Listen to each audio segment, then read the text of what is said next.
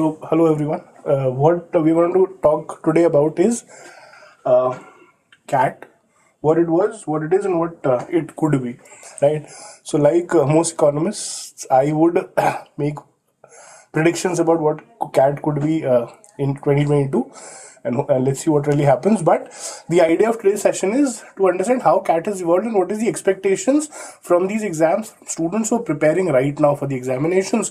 Once you know what to expect, you can probably be better prepared for that exam, right? So how has cat changed? I divided it into three parts. One is pre 2008. So here this is including 2008. So here the exam was a pen and paper examination. The paper used to be a 300 marker. So there were three sections having 25 questions each: VARC, LRDI, and Quant. Each question was a +4 and a -1, and therefore the exam was of 300 marks. And during these times, if you scored 100 out of these 300, you would end up scoring a 99 percentile. There was no sectional time limit, obviously, because you had the paper in your hand. You could strategize a lot more, and you could devote any kind of time that you wanted to each section. Then 2009, CAT went online. From 9 to 14, it happened in a format which was, I think, closer to GMAT in the sense that there were multiple slots, or better still, it was similar to what NMAT is today. So there was a window of 7-10 days in which you could go to the center and write CAT. During this time, again, as I said, there were multiple slots. Because there were different papers and a lot of scaling happened, not too much data is available for this. When I say data, I mean previous year questions. All right. So what happened here was, if you look at previous year questions in different books and sources, you'll see a lot of questions from 2008 and before that, and then questions after 2016. From 9 to 16, there is a gap of previous year questions because multiple exams were happening. CAT was not publishing the papers per se, and then from 2015 onwards, the paper changed and it became quite close to what we are seeing the paper as today. IIMA started this pattern. And again, there was a sectional time limit which was introduced, right? So just to get into the detail of the current pattern, 2015 onwards. Now from 15 to 19, it was a 3-hour paper, right? Every section had a limit of 1 hour. There were a total of 100 questions divided as 32 and 34. So VARC, the sections also got fixed in terms of how you would attempt them. VARC was the first section with 34 questions, then came LRDI with 32, and then there was maths with 34 questions. 1 hour per section, a total of 100 questions. The marking scheme was +3 -1. So still the paper was a 300 marker. If you look at the scores that people have been scoring, out of 300, if you're getting a 150, that means you would have a 99 percentile. Now, in the 2008 and pre-2008 era, a 99 percentile was at 100 marks. Now it has increased to 150. What could be the reasons for that? So, three reasons possible. One, the students got smarter. I wouldn't want to believe that because I was a student in the pre-2008 era. The second is the mentors got smarter. That makes a lot of sense for me because I am a mentor now. So the scores have increased. But I think the more practical reason is that the information got better, right? 2008, 2017 or 20 or 22 today, internet has changed quite a lot, and therefore you have a very good idea of what questions that have come, then the kind of questions that are now being asked in the exam. A lot of people are creating content on this, and therefore a lot of analysis is happening, and because of that the scores have increased. It happens with almost all the examinations. Even a CBSE class 12th examination, you see that the average score increased by about 1% every year, right? This is something that has happened with almost all examinations, which also means that the examination in terms of level of difficulty has become a little easier, specifically maths. So 2019, 3-hour paper, 15 to 19, the pattern got repeated. IIMA conducted the paper, then IIM Bangalore, then IIM Calcutta. The pattern was being repeated. 2020 was a problem. right? As we all know, still grappling with that problem. COVID happened. So in November 2020, the restrictions had been removed, at least the lockdown was over. But the problem was schools, rather colleges were not operating, offices were operating differently, and therefore the distribution of students was not normal, right? For example, a city like, say, Roorkee, which has engineering colleges, which see a lot of students coming from outside. Now, these are students who write the CAT. So what would have happened in 2020s, these students were in their cities, so the number of takers in Roorkee would have decreased, and therefore number of takers in some cities would have increased. For example, a Delhi, a Lucknow would see an increase in the number of students, right? And therefore you needed more slots or more exam centers for these students, and therefore number of slots had to be increased. So CAT was done in 3 slots. Also, the paper was made smaller because if the paper was smaller, there were it was safer in those circumstances. So 2020 and 2021 saw papers which were 2-hour papers instead of 3. Time wise, an exact scaling happened. So when you went from 180 minutes to 120 minutes, each section went from a 60-minute to a 40-minute section. That is what happened in the last 2 years because of COVID restrictions, whatever. So the paper was now a 2-hour paper. There was still a sectional time limit. The order of sections was same as 15 to 19. So essentially the papers are similar. It has just been scaled to a smaller paper. Now, when you have a smaller paper, what is the expectation of scores? The expectation was that the scores would increase, right? Because a smaller paper is easier to manage. Typically, when a pattern changes, you see the level of questions, the level of difficulty of the paper decreasing, and therefore it was expected that the overall scores for given percentiles would increase. That did not happen. Statistics, as I say, trumped belief, and therefore the numbers were very similar in both these papers. The marks scored for a given percentile were very, very similar. For example, these are the section-wise trends in terms of marks for the different sections in different years of CAT from 15 to 21 for percentiles. For example, for 90 percentile in each section, the scores for CAT 2015 were these 3. For 95, these were the scores. For 99, these were the 3 scores, right? Now, if you compare 15 to 19 with 20 and 21, what happened? So what has happened is the paper has become 2/3 in size. Instead of 3 hours, it is 2 hours. What happens with the scores? If you look at the scores, 2/3 of 50 is approximately 32. 2/3 of 32 would be somewhere around 22 to 23. 2/3 of 33 will be 22. Similarly here as well. So if you look at the marks, you will see that the sectional marks were very close, had also got scaled. So the sectional cutoffs or sectional marks for percentiles were similar to the old paper. It's just that the quantum had decreased. So whatever scores that you were scoring for a given percentile in 19 and 20, the score became around 2/3 of that score, right? So statistics prevailed, and that is what I meant when I say statistics trumped belief. So that is one observation. So when the CAT comes out with a notification for this year, and suppose the pattern changes, it goes to a 3-hour paper again, suppose that happens, you do not need to be worried about what to expect, right? The cutoffs will be in similar lines because this is the kind of statistics we have. Every year almost 2 lakh, more than 2 lakh students write examination. So this is statistics based on about 7 into 2, 14 lakh students. These are the scores that happen, right? Any other observation that you can see based on these marks? Any other observation? Yeah. So one thing that you might be able to see is the score for LRDI are the lowest. For any percentile that you look at, say for the 90 percentile, I'm sorry, for the 90 percentile, in 2015 scores were 56, 38 and 46, lowest for LRDI. For 95 in 2016, it was 62, 36, 42 and lowest for LRDI. 73, 45, 70, lowest for LRDI. So that is something that is consistent. LRDI is the least scoring section. Without any exception almost, except probably here. Right? Why does that happen? The nature of the section is such. In the English section as well as the math section, you have standalone questions. For example, when you're attempting the math section, you look at a couple of questions, you're not comfortable, you leave them. Even if you attempt the wrong questions, you might end up wasting 3, 4, 5, 7 minutes. But if in the LRDA section you pick a wrong set, right, attempting that set will take up 8, 10 minutes.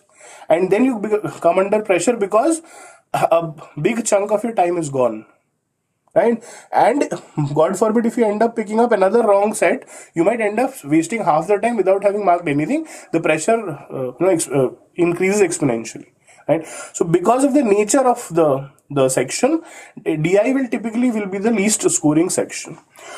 Also, if you look at the scores for math and English, they kind of oscillate. Sometimes the English scores are high, sometimes the math scores are higher. So it depends on the level of difficulty that the IIM has decided for that paper.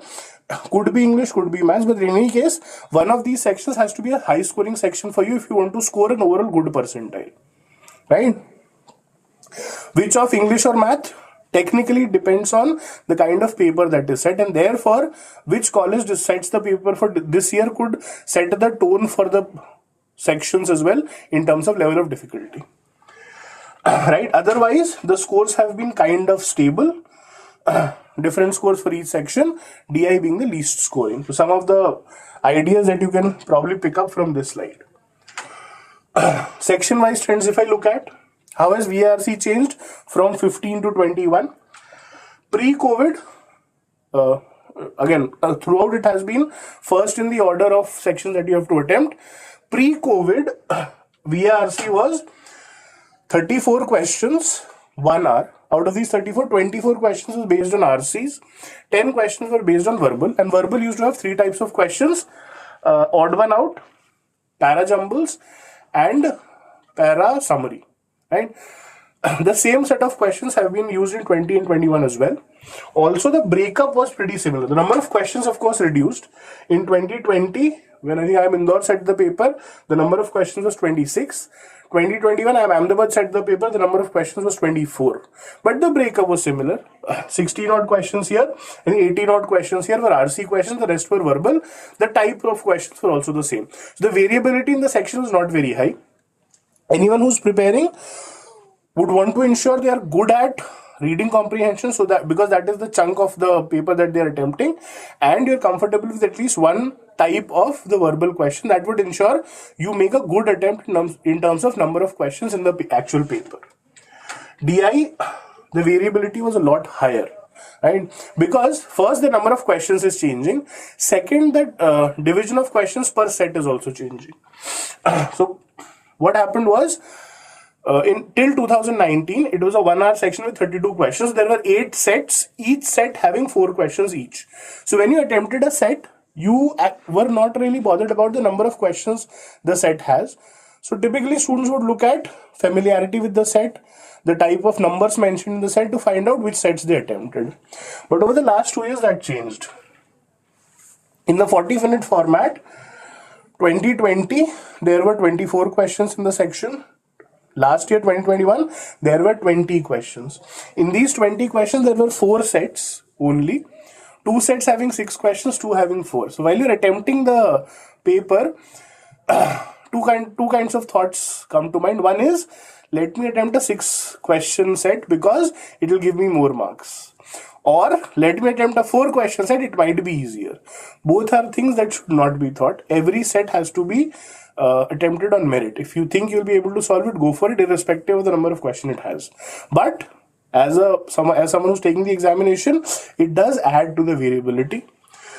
And therefore, again, as I said, by design, LRDI is a section which will not give you very high marks.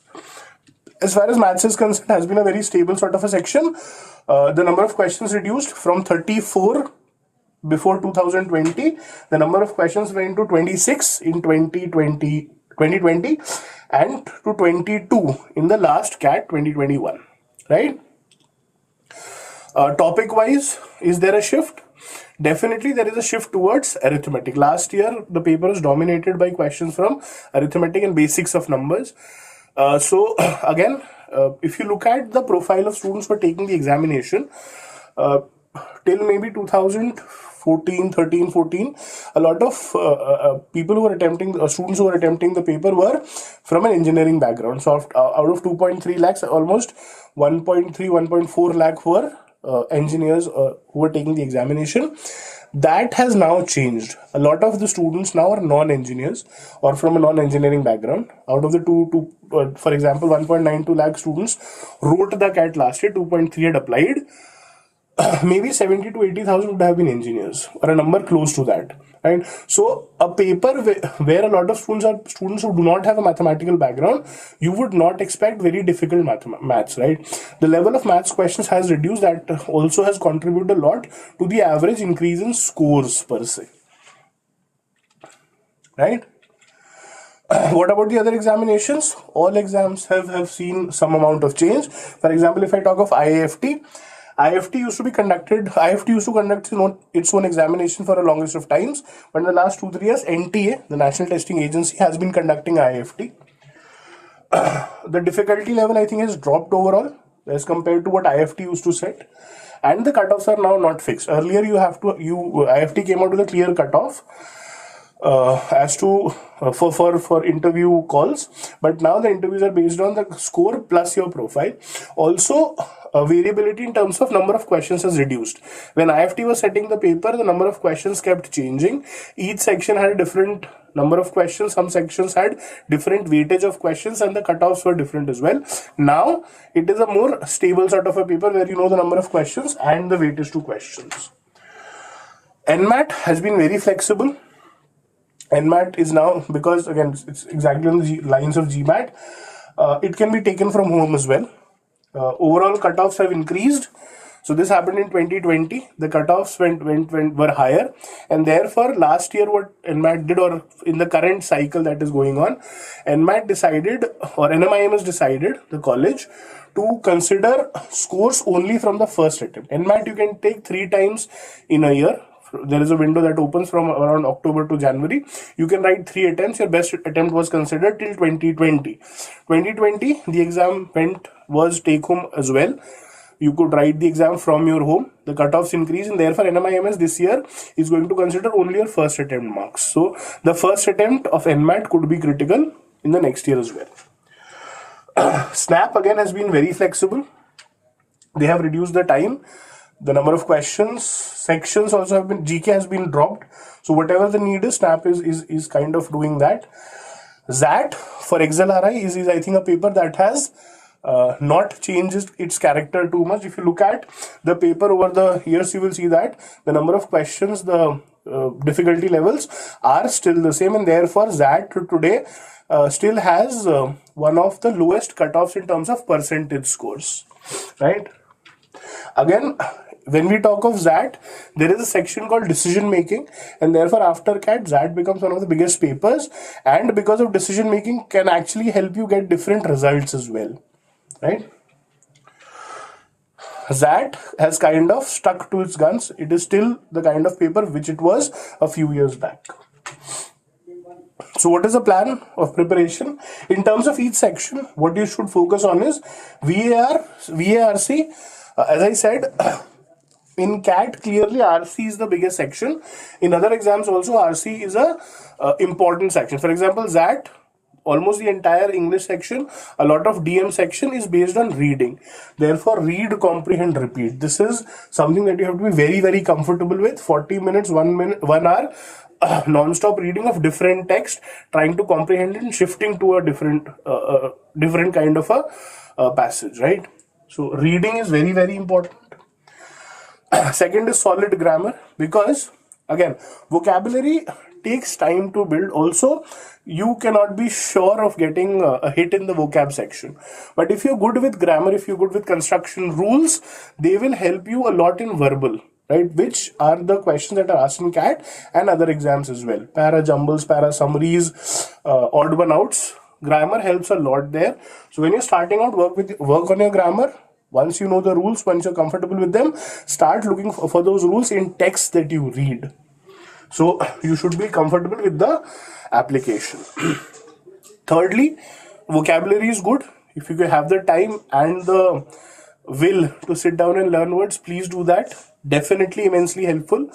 Even if not, focus on contextual vocabulary. So when you're reading a text, you come across a word, try to understand what kind of a word it is, whether it is a noun, a verb, or adjective, whether it is in a positive sense or the negative sense, what is the root word of that word. From there, try to figure out what the word could mean. That is a skill that will help you in the paper, right? In terms of LRDI, I think, of course, practice helps. Previous year questions are critical. Kind of questions do repeat.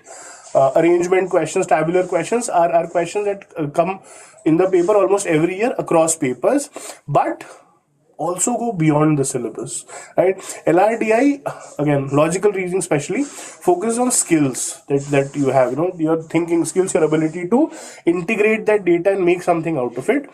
Also, if you look at questions, there has been a shift towards reasoning. So, of course, for example, this year as well, there was a set which was an outright DI set, but the rest of the questions, even if they were DI based, there was some sort of reasoning involved. So you have to be comfortable with that idea. Go beyond the syllabus as well. When you have time, sit down with puzzles, do Sudokus, there is these things called wordles and all of that. Spend time with them. It will help you develop that skill and therefore logic, which will be used in the exam. Again, don't do this as a homework. Do this as something that you do to unwind, right? As far as QA is concerned, do a bit of research, understand where you're good at, focus on concepts always.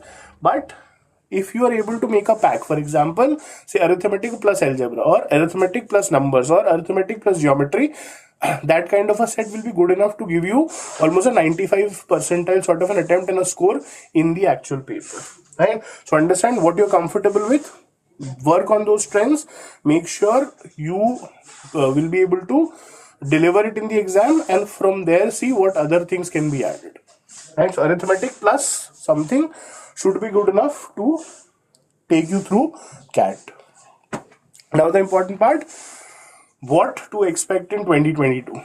Again, as economists, I'll just make predictions, don't hold me to them, but what to expect.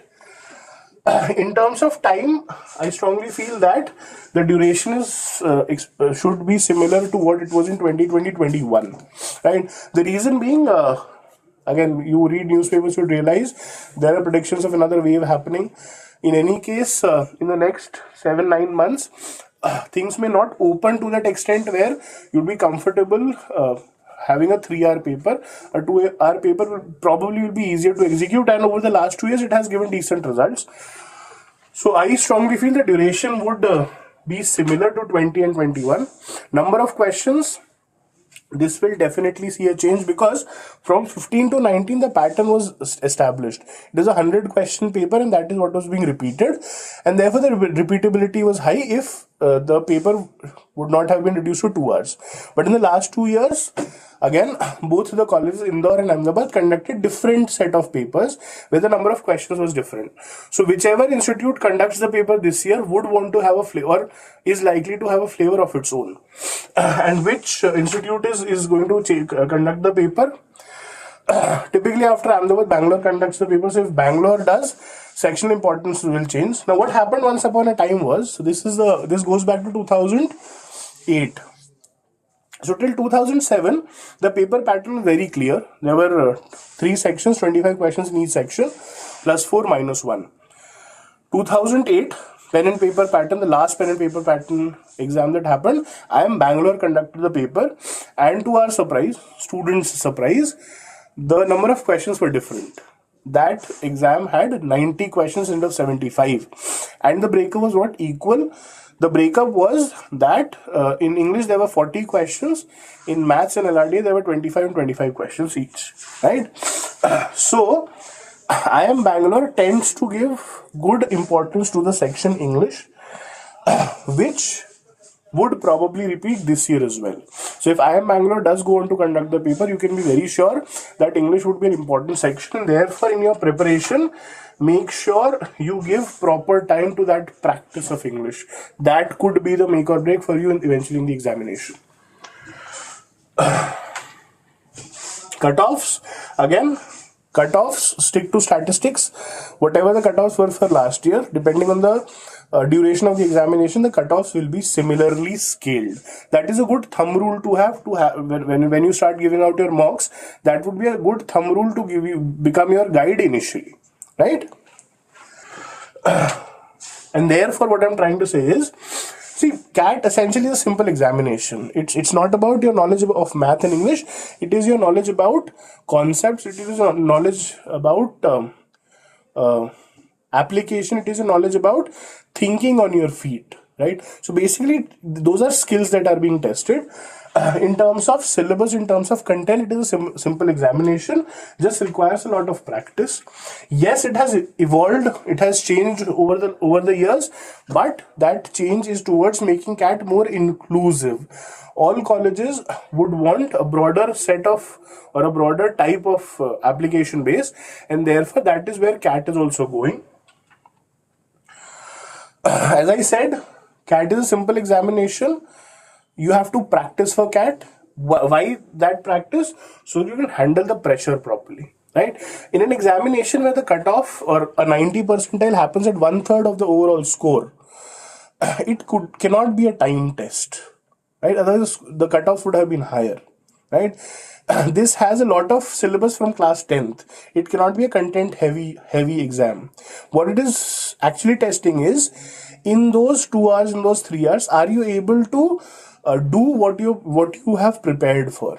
Are you able to spot those questions that you're comfortable with? Are you able to do them as swiftly as you were doing while practicing?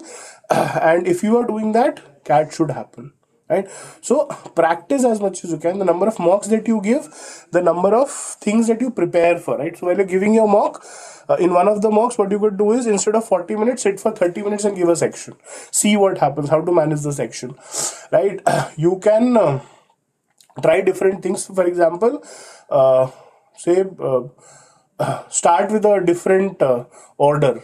Look at 3 section tests, do maths first, then LRD, then English. So try different things to see how you would manage that pressure, or if anything goes wrong in the paper, how you are likely to manage it without the exam pressure or the time pressure.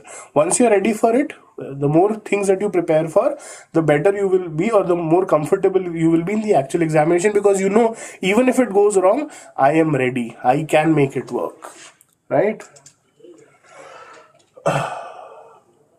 Again, because it is a skill-based paper, it is a practice-based paper. If you know how to crack it, if you do it once, you'll do it again and again. I can vouch for it. I mean, it's been 6 attempts now, 7 attempts. I have an average percentile of 99.995, I think. So yeah, if you know it, you will be able to do it again and again. And what that means for a student is, once you've cracked the aptitude code, you will have multiple examinations that you would clear. You'll have a CAT, you'll have an IIFT, you'll have that. So when you're preparing, make preparation broad-based. Do not get too involved with a specific paper, a specific pattern, right? Because if you are prepared for aptitude and not just CAT, you will be giving CAT, ZAT, IIFT, NMAT, SNAP. At least these 5 papers are there. There are other papers as well.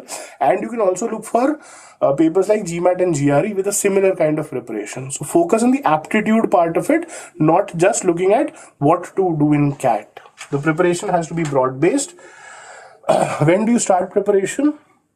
Once you know you're going for an MBA, you know that you will have to write an examination as well. So start today. Being over-prepared is never a problem. Under-prepared, you won't miss that opportunity, right? And again, let us know if we can help, right? So that is mostly what I had to say. It was interesting. Thank you for your time. It was fun talking to you. I hope I've been able to deliver something of importance, right? So thank you. Bye-bye.